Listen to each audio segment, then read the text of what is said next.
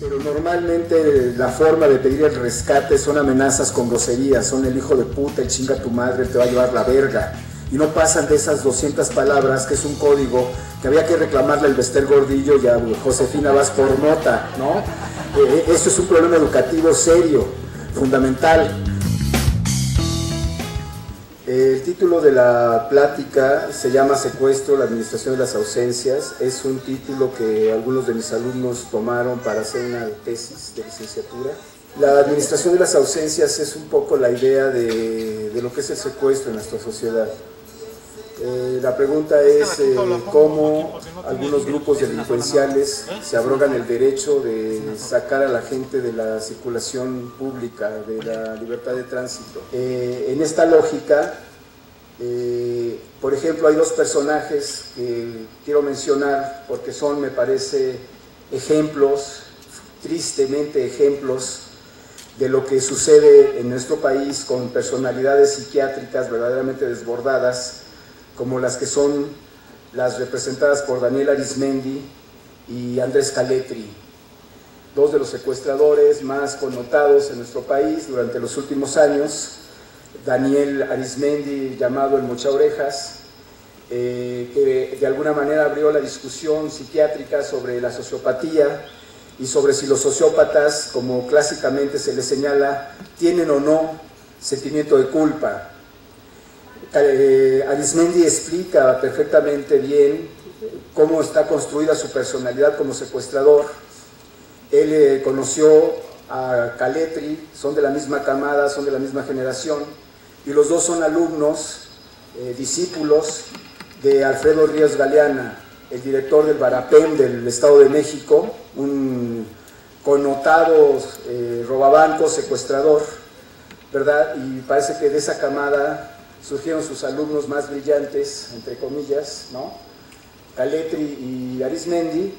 Y Arizmendi lo que plantea es que él fue formado en el Estado de México en el momento, en Morelos, en el momento en que el Estado de Morelos es el estado más peligroso del país, porque hay muchos secuestros, hay mucha violencia, y él es llamado por el gobernador en esa época, Carrillo Lea, y cobijado por el jefe de la policía, ¿cómo se llama este señor que estuvo metido en Villasagua, ¿verdad? Que estuvo metido con Durazo, y finalmente es cobijado. Muchas de sus casas de seguridad, estos personajes se las dieron, y finalmente él dice que realmente no le importaba tanto la cuestión de secuestrar y del dinero, sino lo más emocionante para él era ir por el rescate, escaparse, ver que engañaba a la gente que lo quería atrapar. Y le preguntan que si sentía algo cuando cortaba las orejas, y decía que no, que realmente para él era un trabajo, que no sentía ningún remordimiento. En ese momento algunos psiquiatras están confirmando su tesis de que la sociopatía no tiene sentimientos de culpa, pero en una entrevista que le están haciendo en Televisión Azteca y en Televisa, recibe la llamada el conductor del programa diciéndole que acaban de detener también a la hija de Arizmendi, y le comunican a Arizmendi que también su hija está detenida y que la van a enjuiciar, que la van a meter también a la cárcel, y Arizmendi empieza a llorar y dice que no, que a su hija por favor no la involucren, que ella no es culpable, y se conmueve hasta las lágrimas. Y ahí el problema psiquiátrico de la sociopatía sin culpa se vuelve muy complejo, ¿no? Parecería ser que tuvo que pasar todo un proceso generacional de muchos años para que estos fulanos pudieran dedicarse a secuestrar y a deshumanizar a la víctima para tratarla como una mercancía, y no les importara cortarle las orejas, porque finalmente no era un ser humano, era una mercancía de intercambio que les iba a dar una recompensa. Algo que quiero también señalar, que me parece también interesante hablar de eso, es por ejemplo del secuestro y del asesinato del joven Martí. El secuestro y el asesinato del joven Martí, de Fernando Martí, es un evento importantísimo que plantea un antes y un después del secuestro. Desgraciadamente tuvo que ser secuestrado un joven con recursos económicos, con recursos políticos, sociales, con redes.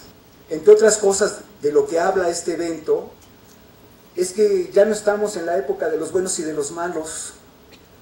La misma policía judicial, con los mismos uniformes, con las mismas placas, con la misma institucionalidad, se permite entonces ser jefe de bandas de secuestradores y jefe de bandas que de alguna manera son delincuentes al mismo tiempo. Antes había una especie de separación en los años 50 entre los buenos y los malos, o los expolicías que se pasaban al bando de los malos. No, ahorita están en funciones. Hay que desmantelar a la policía judicial, federal y local de cada una de las poblaciones.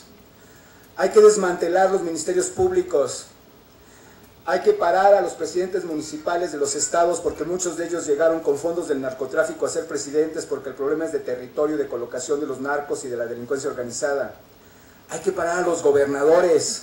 Ulises Ruiz, Mario Marín firmaron el acuerdo por la paz en la reunión que hizo Felipe Calderón en Los Pinos, y a la semana vino los decapitados en Yucatán, ¿no? 11, todavía no sabemos dónde quedaron las cabezas, y uno que quedó con cabeza. Dicen, hay que desmantelar todo este tipo de redes y también castigar a la gente, funcionarios en funciones que de alguna manera los están protegiendo. Es más, si nos vamos más arriba, dicen, venimos de un gobierno espurio, de un gobierno ilegítimo, de un gobierno en donde hubo un fraude electoral. Al parecer eso en cascada habla del desfondamiento ético de las instituciones y de esta necesidad que tienen cierto tipo de grupos sociales de legitimarse su acción, de invertir el mundo, de vivir una sociedad al revés y de legitimar la violencia, el secuestro y lo que está pasando en nuestro país. Muchas gracias.